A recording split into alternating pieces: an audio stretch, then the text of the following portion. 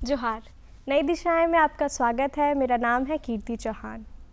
कहते हैं कि ज़िंदगी जीने के लिए कला की ज़रूरत नहीं होती, पर ज़िंदगी को अगर कुछ जीने लायक बनाता है तो वो है कला। कला के इतने सारे फॉर्म्स हैं और उनमें से ही एक है स्ट्रीट परफॉर्मेंस। स्ट्रीट परफॉर्मेंस की हिस्ट्री की अगर बात करें तो ये मेडिएवल एज में जाता है, जब जो व्यापारी हुआ करते थे वो स्ट्रीट परफॉर्मर्स को यूज़ करते थे, जैसे कि संगीतकार हो सकते हैं या हास्य कलाकार हो सकते हैं या जादूगर हो सकते हैं। वो अपने दुकानों के बाहर उन्हें रखा करते थे ताकि कस्टमर अट्रैक्ट हो। स्ट्रीट परफॉर्मेंस का हमारे संगीत में हमेशा से बहुत बड़ा इन्फ्लुएंस रहा है। इसको बताते हुए एक बार पंडित नित्यानंद जी, जो कि एक बहुत बड़े बांसुरी वादक हैं, उन्होंने अपने एक कॉन्सर्ट में बताया था एक कहानी कि कैसे उनके कॉन्सर्ट में एक कंपोजिशन उनके गुरुजी ने एक छोटी सी बच्ची जो कि एक स्ट्रीट परफॉर्मर थी उससे 2 रुपये दे करके वो सीखा था, जो कि एक पहाड़ी गाना था जो उस कंपोजिशन में उस दिन इस्तेमाल हो रहा था। स्ट्रीट परफॉर्मेंस का हम शायद उतना कदर नहीं करते, जो जबकि एक बहुत ही अनमोल और बहुत ही इम्पॉर्टेंट फॉर्म ऑफ आर्ट है।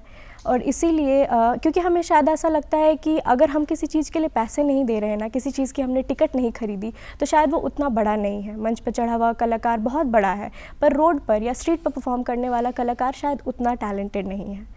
लेकिन ऐसा नहीं है। इसी बात को साबित करते हुए एक बार उस्ताद विलायत खान जी ने, जो कि एक बहुत ही बड़े सितार वादक हैं, उन्होंने कहा था कि मंच कोई मक्का, मदीना या हरिद्वार नहीं है कि जाना ही है, हो सके तो ना भी गए।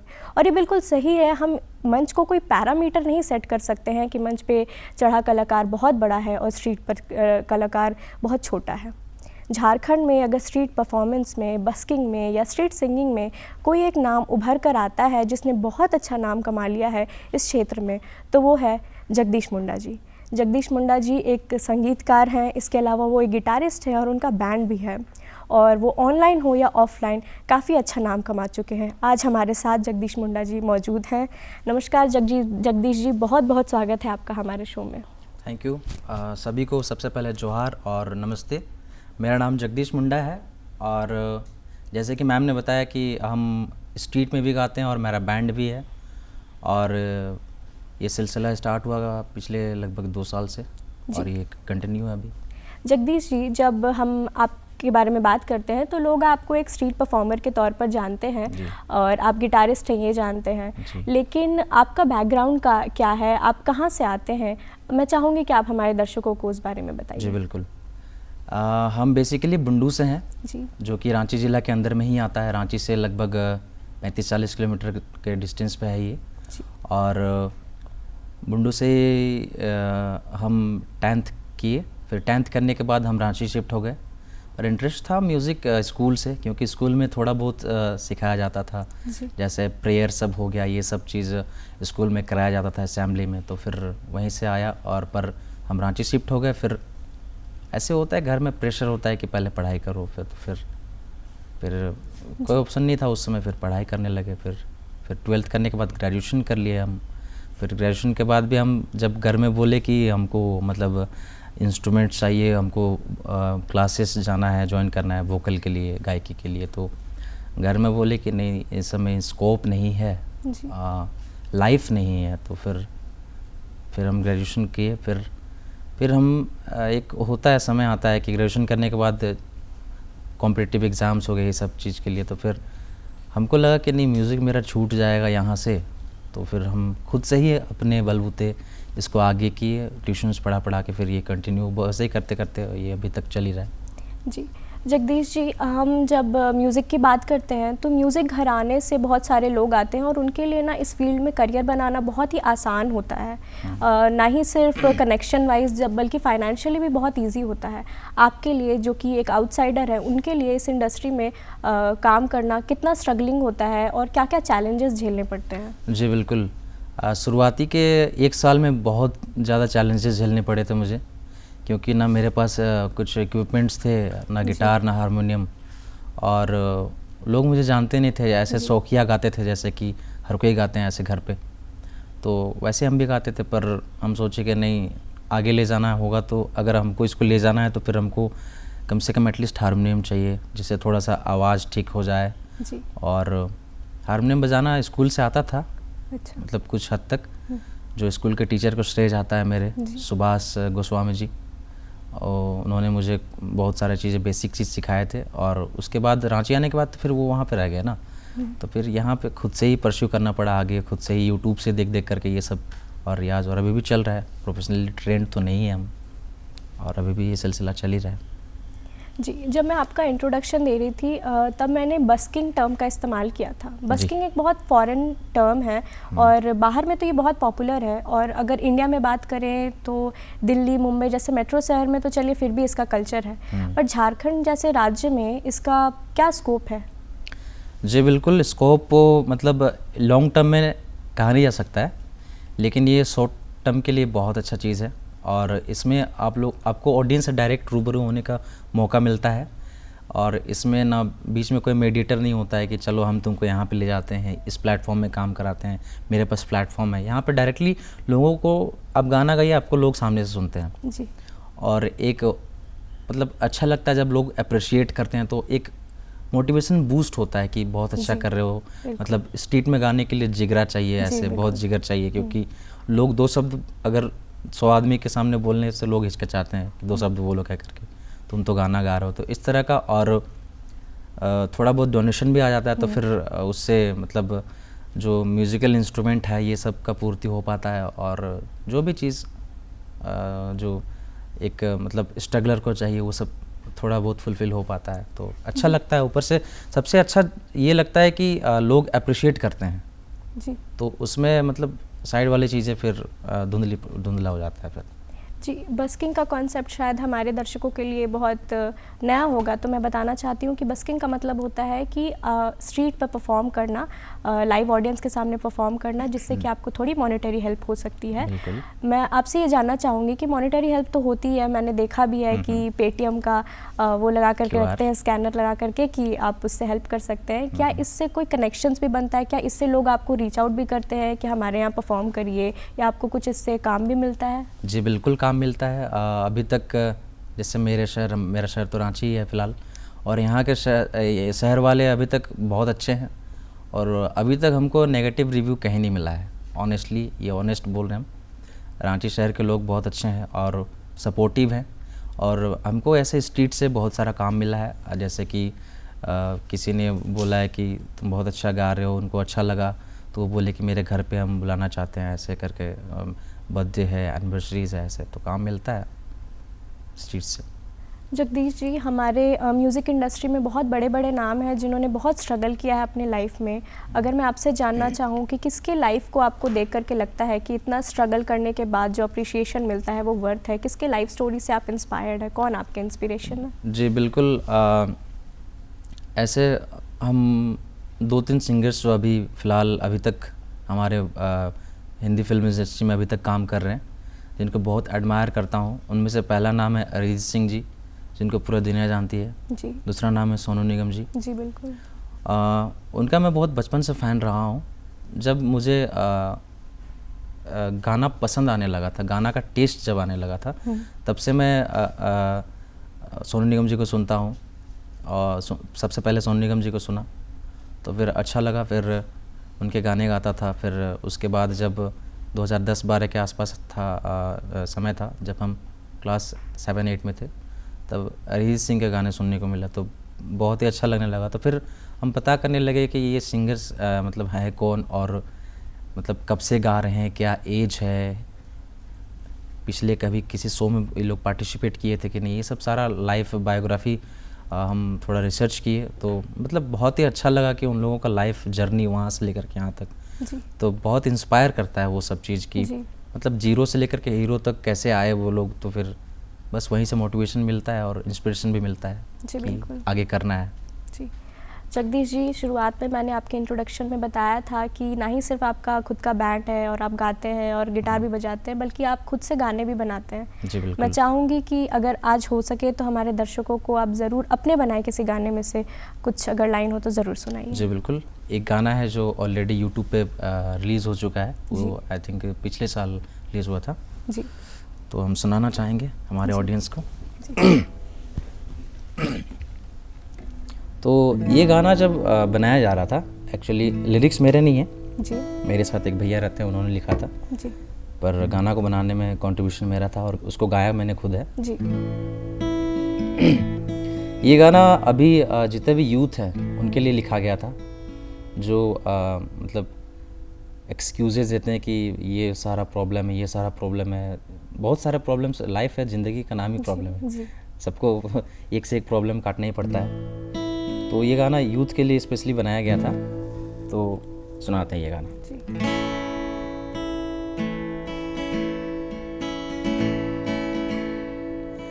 थोड़ा बिगड़ा सा, थोड़ा नादान सा हूँ, दिल में है ख्वाब कई, पर थोड़ा डरा सा हूँ मैं, छोड़ आया हूँ पीछे एक परछाई, फिर भी हूँ सोचता कैसी ये तन्हाई,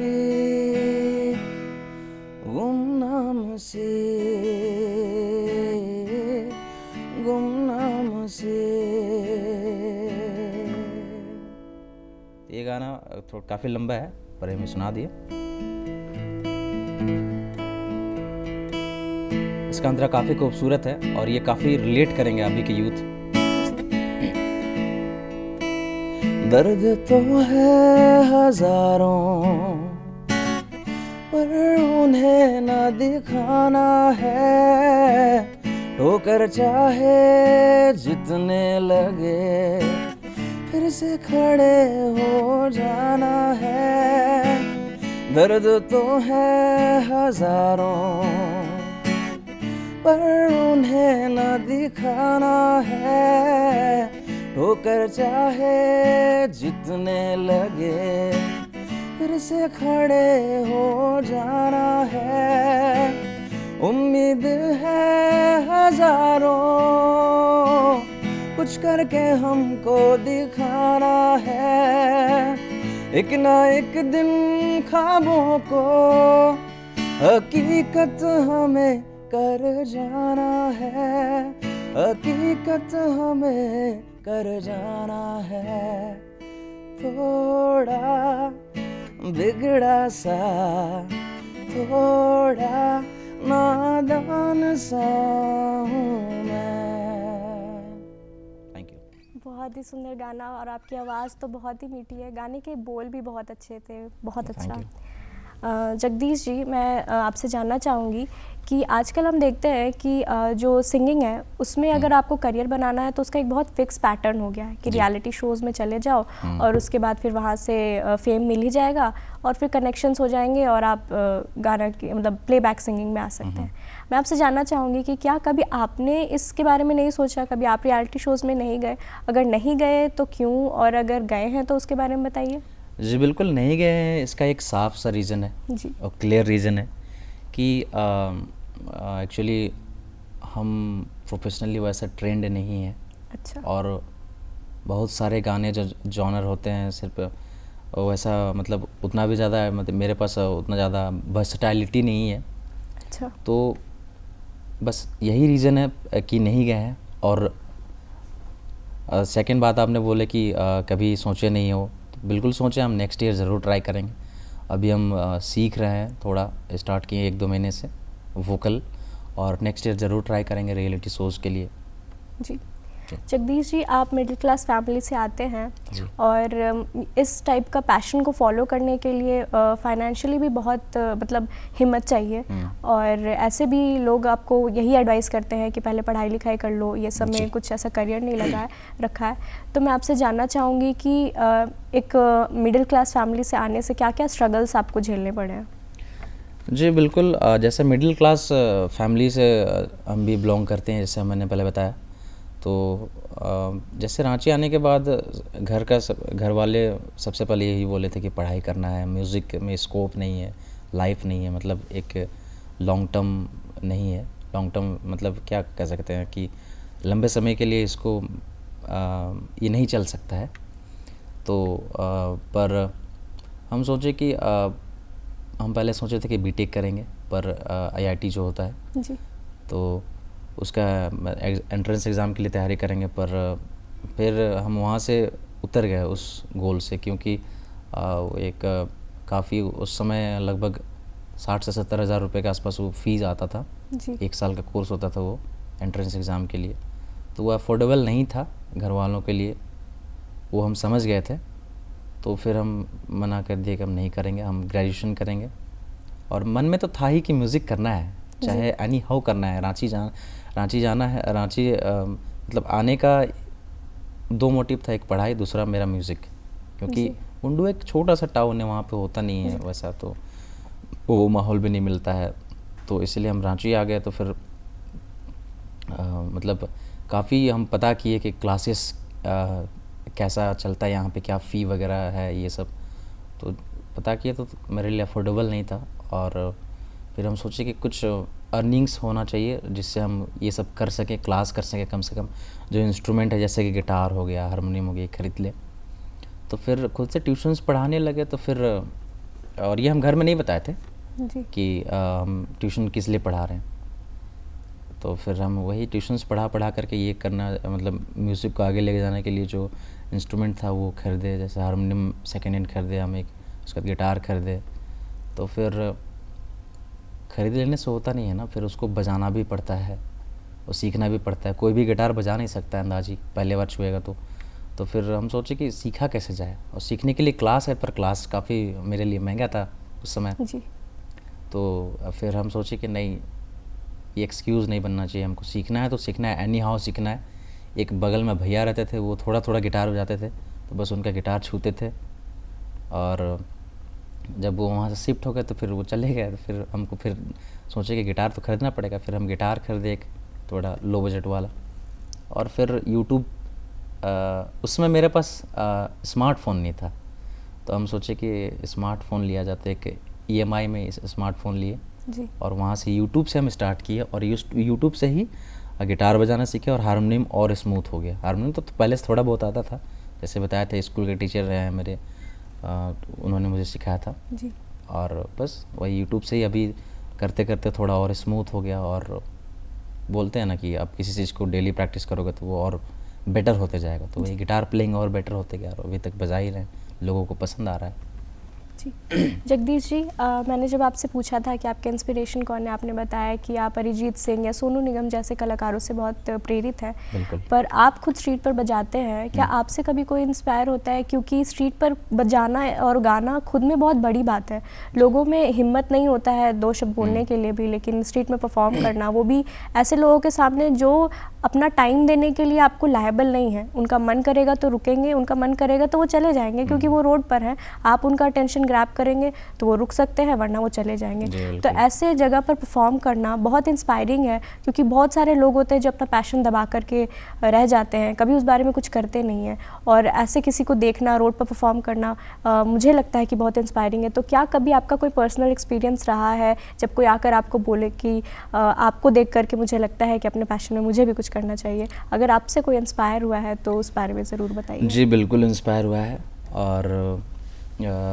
लगभग रोज़ ही होते हैं जब भी हम स्ट्रीट पे जाते हैं। और अच्छा लगता है कि लोग मुझसे, जैसे हम स्ट्रीट पे परफॉर्म कर रहे हैं, लोग ऐसे मुझे चारों तरफ से घेरे हुए हैं और सुन रहे हैं, कोई फ़ोन से रिकॉर्ड कर रहे हैं या फिर कोई ऐसे करके मतलब अच्छे से सुन रहे हैं, तो अच्छा लगता है। जब गाना ख़त्म होता है, जब हम बोलते हैं थैंक यू सो मच, आप लोगों ने मुझे इतना टाइम दिया और इतने देर यहाँ पे 5 मिनट 10 मिनट जितना भी आपने टाइम दिया, थैंक यू सो मच। और जब ऐसे बोलते हैं तो लोग मुझे आज से आके मिलते हैं, हैंड शेक करते हैं, हाथ मिलाते हैं जी। कोई तो गले भी लगाते हैं, तो अच्छा लगता है। पर कुछ लोग होते हैं जिनका इंटरेस्ट था, जो कभी म्यूज़िक में इंटरेस्टेड थे, और कुछ लड़के भी मिलते हैं जो मतलब जिनको इंटरेस्ट है, जिनके पास गिटार भी है, पर मतलब वो उतना, मतलब जो एक होता है ना, उतना कॉन्फिडेंस नहीं है उनको कि सामने किसी ऑडियंस के सामने बजा पाएँ। तो हमसे पूछते हैं भाई कैसे कर लेता है तुम ये, मतलब हमसे तो होगा नहीं, मतलब। तो हम बोले कि अगर आपको किसी चीज़ को पाना है तो सबसे पहले उस चीज़ को पाने के लिए जो करना पड़ेगा और उसमें जो डर आएगा उसको हटाना पड़ेगा। जी बिल्कुल। क्योंकि अगर आप लोगों को आप चाहते हो कि लोग आपको पसंद करें, तो आपको लोगों के सामने जाना पड़ेगा, और लोगों के सामने जाना पड़ेगा और आपका जो कला है वो दिखाना पड़ेगा। जी अगर फर्स्ट दिन में अगर लोग उतना इम्प्रेस नहीं होता, आपको फिर उस पर और काम करना पड़ेगा। जी बिल्कुल। तो यही सब चीज़ है, और लोगों को पसंद आता है। सबसे अच्छी बात है कि लोगों को पसंद आता है। अगर आप प्रैक्टिस करके जा रहे हो, जैसे कि हम स्ट्रीट में परफॉर्म करने से पहले भी हम सुबह में प्रैक्टिस करते हैं। जी जैसे कि मेरा कोई बड़ा कॉन्सर्ट है कि सुबह में प्रैक्टिस कर रहे हैं, लेकिन हम स्ट्रीट पे परफॉर्म करने के लिए भी हम सुबह में पहले प्रैक्टिस करते हैं, गाना प्रैक्टिस करते हैं, फिर थोड़ा रियाज कर लेते हैं, उसके बाद शाम शाम में स्ट्रीट में जाते हैं। तो उसका रिज़ल्ट आपको मिलेगा, जी लोगों को एकदम डेफिनेटली पसंद आएगा। पहला दिन अगर 20 खड़े हैं सामने तो 20 में से 3-4 पसंद आएगा। जी तो फिर वैसे ही करते करते वो कॉन्फिडेंस आ जाता है कि हाँ अब हम गा सकते हैं लोगों के सामने, और लोगों से थोड़ा सा इंटरेक्ट करना पड़ता है कि होप आप लोगों को अच्छा लग रहा हो, हम प्रोफेशनली ट्रेंड नहीं है तो भूल चूक माप, ये सब तो लोग समझ जाते हैं कि लड़का मेहनत कर रहा है, स्ट्रगल कर रहा है, तो सपोर्ट करते हैं और अच्छा लगता है। इसी से एक कॉन्फिडेंस मिलता है कि हाँ हम कर सकते हैं। बस जगदीश जी, आप स्ट्रीट पे परफॉर्म करते हैं, और स्ट्रीट पे परफॉर्म करने को बहुत लोग बहुत छोटा काम भी समझ सकते हैं कि रोड पे परफॉर्म कर रहा है, या मतलब बहुत नीचे नज़रिए से इसको देख सकते हैं। मैं आपसे जानना चाहूँगी कि क्या इसके लिए कभी आपको आपके घर वालों से या किसी से ताना सुनना पड़ा हो, या आपके फैमिली मेम्बर्स को कभी सुनना पड़ा हो कि आपके घर का लड़का क्या कर रहा है? तो इस सब नेगेटिविटी से कैसे आप ओवरकम करते हैं? एक्चुअली अभी तक तो घर वालों ने मुझे कभी कोई बोला नहीं है। जैसे मेरे खुद के घर, जैसे मम्मी हो गए, पापा तो नहीं, मेरे भैया, मेरा छोटा भाई, और इनमें से हमको कोई कभी कुछ बोला नहीं है कि ये क्या कर रहा है, मतलब म्यूज़िक, सब पढ़ाई कर रहा है, सब जॉब की तरफ भाग रहा है, तुम ये कर रहा है, गिटार बजा रहा है, ऐसा कभी नहीं बोला मेरे घर वालों ने। हाँ, पर मेरे घर में जैसे कि अंकल हो गए, मेरे अंकल वो कुछ ही महीने पहले हमको फ़ोन करके बोले थे कि जी क्या कर रहा है तुम, ये गाना बजाना ही कर रहा है, तुमको बोले जेपीएससी की तैयारी करने के लिए, ग्रेजुएशन हो गया तुम्हारा। तो हम बोले हम हाँ हाँ कर रहे हैं, ऐसे उनका मन रखने के लिए। तो फिर हम उनको बोल दिए कि हाँ कर रहे हैं। बोले ध्यान से करो। हाँ बहुत ध्यान से कर रहे हैं, पर हम कर रहे हैं म्यूज़िक, और हमको म्यूज़िक ही करना है। एक्चुअली म्यूज़िक ही करना है हमको, शुरुआत से हम सोच लिए थे, पर वैसा एटमॉस्फेयर, वैसा सिचुएशन नहीं था कि स्टार्टिंग से ही हम सीखना स्टार्ट कर दिए हों, वैसा कंडीशन था कुछ। तो इसीलिए हम थोड़ा सा लेट से स्टार्ट किए। और बगल वालों से, आसपास सोसाइटी से तो अभी तक वैसा कुछ सुनने को मिला नहीं है। जैसे हाँ से कुछ मेरे फ्रेंड्स बुंडू के, उनको जब वीडियो ऐसे वायरल हो गया था तो फिर वो बोले कि जगदीश स्ट्रीट में गा रहा है, रोड में गा रहा है। तो पर्सनली मुझे मैसेज किया, तो हम बोले हाँ क्या गलत है इसमें। तो हम बोले हाँ अपना टैलेंट दिखा रहे हैं, और जब दिल्ली मुंबई में हो सकता है तो झारखंड में क्यों नहीं हो सकता है। जी हाँ, झारखंड भी तो बड़ा पॉपुलर है हम लोग का यहाँ पे। तो फिर हम बोले दिल्ली मुंबई में जब अप्रिशिएशन मिल रहा है तो फिर यहाँ पे करने में क्या है। लोग तो लोग हैं, म्यूज़िक सुनने वाले हर जगह हैं, पूरी दुनिया में हैं, जिनको अच्छा लगेगा वो ज़रूर अप्रिशिएट करेंगे। बस यही बोले, तो फिर बोला चलो ठीक है, जो कर रहा है करो, फिर आगे बढ़ो ऐसे करके। और वैसा तो कोई नेगेटिव ऐसा ताना वगैरह और कहीं से मिला नहीं है।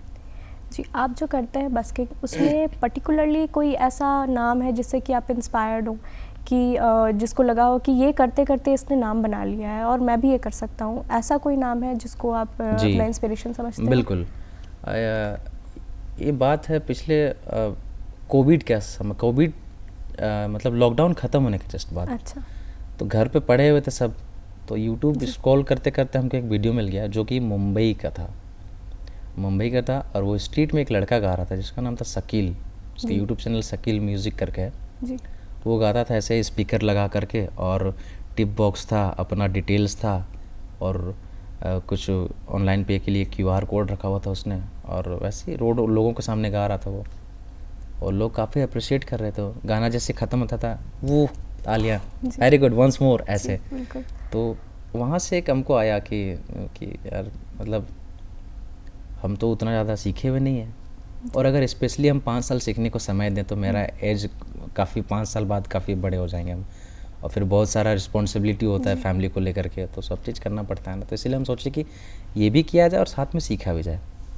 तो फिर वहाँ से हम सोचे कि हमको भी करना है, पर हम ये चीज़ को इम्प्लीमेंट करने के लिए हमको 1 से 1.5 साल लगे, क्योंकि मेरे पास इक्विपमेंट्स नहीं था। जी बिल्कुल। आपको पब्लिक में गाने के लिए बैटरी पावर्ड स्पीकर चाहिए, क्योंकि वो करंट तो कोई देगा नहीं आपको दुकान में। जगदीश जी, मैं आपसे जानना चाहूँगी कि आज हमारे पास इंटरटेनमेंट इंडस्ट्री की अगर बात करें तो इतने सारे ऑप्शंस हैं हमारे पास आज म्यूज़िक में। रैपिंग है, बीट बॉक्सिंग है, अगर हम इंटरनेशनल म्यूज़िक की भी बात करें तो इंग्लिश से लेकर के कोरियन हर तरीके के गाने के लिए हमारे पास ऑडियंस है।